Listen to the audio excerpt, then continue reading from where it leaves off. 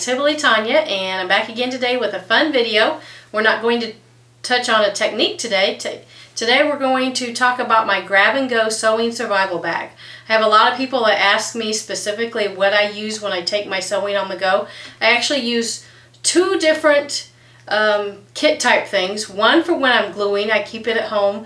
I don't tend to glue on the go. I like to have all my fussy cutting and gluing all done so that when I'm ready to go, I grab my grab-and-go sewing survival bag and I hit the road. This here is my grab-and-go survival bag. It is a cute little caboodle that you buy in the HBA, Home and Beauty area of your department store, and I just love it. It's got some great compartments inside, and it holds everything I need for sewing on the go. Up here, I'm just going to walk you through the entire bag. Up here we have my needle threader, obviously my scissors. While I don't glue on the go, I do keep some glue handy. So I've got some glue sticks, my seam ripper, and this here was one of my most fun little things I added to it. This is Velcroed on, it's just felt. I just took some cute little felt, put some Velcro on the back, and that's my needles, so that I can grab them very easily. I can pull that out when I want to sit there and play with them, or rotate them. Just stick it back in there, and I just attach those to my sewing survival kit. Now, if I look down inside, I use Ziploc bags. I think a lot of people use Ziploc bags. I use Ziploc bags. That way I can just toss them in there, toss them in the top. But also for my piecing, I use these wonderful little things. You know what these are? These are from chewing gum. They're made to put in cup holders. Check this out. The lids come off, and look at those little pieces. They're the perfect little container. Look at this one. It's got really tiny pieces. For all my tiniest tiny pieces. Look at that. I got a few hundred pieces of those in there, and yes, I'm making a quilt with all those teeny tiny pieces. So I love my little gum containers. Okay, let's see what else kind of goodies we have in here. I have my thread heaven. Talk about that in a minute. Talk about different threads. My wonder clips. You cannot survive without wonder clips. If you do survive without wonder clips, I don't know how you do it because they're wonderful. I have my sewing dome. This little sewing dome is a great little invention. It is made by Clover, and what you do is you take and you pre-thread 10 different needles, and so you put them in this dome. After you thread them, you wind them in this dome. And the reason I like doing that is it's hard for me to thread needles in my car. It's very bouncy, especially for milliner needles, which we use for English paper piecing.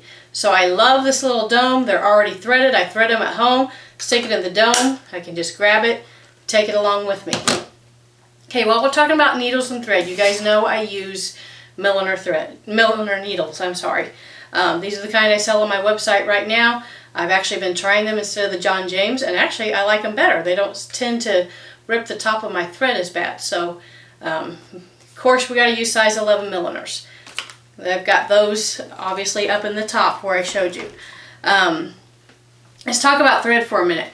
Last time we did a video, I told you that I liked Coates & Clark, just the cheap stuff that's dual duty, easy to find. And somebody pointed me out Presentia. And I've been using Presentia for quite some time now. It is 100% cotton. It's very thin. It's very good thread. But it does rip on occasion because it is 100% cotton. And so, yes, Sue Daly does videos, and I was watching her video. And so I have to admit that I got this from her. She said to use Superior Bottom Line thread. So I purchased a Superior Threads Super Bob's Donut. It's got 35 different colors in there, all on little tiny bobbins, and bottom line thread is very good. It is 100% polyester. It is not cotton, so if you want cotton, you need to use Presentia. But if you're alright with polyester thread, this is some good stuff. And I actually sell the donuts on the website. But, the problem with the donut is once you've taken one spool out of it and you're using it, all the rest of them fell out. So all my little spools bobbins fell out and were all over my bag, so I didn't like it. So I had to come up with something. Had my friend helping me search, and she came up with the neatest idea. She saw it on Pinterest, and it was medicine pill boxes. And in the pill boxes were bobbins. So it's a great way to store bobbins. And actually I purchased these because I thought they were really cool looking. There's a whole bunch of them. They actually look like quilts, and they hold several bobbins. So they're a great bobbin holder. As you can see, I have a whole bunch in there, but they don't fit in my box. So I had to come up with another thing, and I was looking through the pill boxes, and I found this wonderful one. This one by Easy Dose, twice a day, weekly travel pods. That's the big word, the travel pod. You want to see why? I think I was most excited about this, showing you this, than any other thing today. The travel pod, I have these pulled, but the pods pop out. So you can have this put away in your case, but the one you are working on, the one thread you're working on, you can keep separate. It just pops out, your bobbin's in there, and I actually like to leave my string hanging out, but you can grab it. You don't have to have it stuck down in here. I like to take it and just stick it down in one of my quick pockets. So I love the little travel pod for the bobbins. This has got to be my favorite purchase for a long time. A pill box. Wonderful thing. So that'd be a great idea for your bobbins. Alright, let's see what else kind of goodies I have down in here. Oh, last time we talked about lighting, I showed you my light. There's no batteries in it right now. I stole them for my new light. You want to see what my new light is? Let me show you. I have seen this in quilt shops, and I thought, I don't know. But then one day I was shopping for my customers and decided I would pick up a couple, one of them for me and one of them for somebody else that wanted it. And I thought, I'm going to try that out. Oh my goodness, I love this beam and read. I have it right here. I keep it in my box. It is so handy. You just obviously put it over your neck, but it fits perfectly for handwork. The lighting is right there on top of your work. You can switch the lights from 3 to 6 if it's too bright.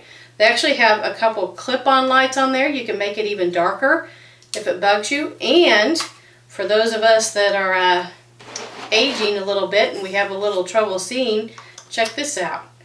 You can hook up a magnifier along with your light, and you can see how to thread your needle.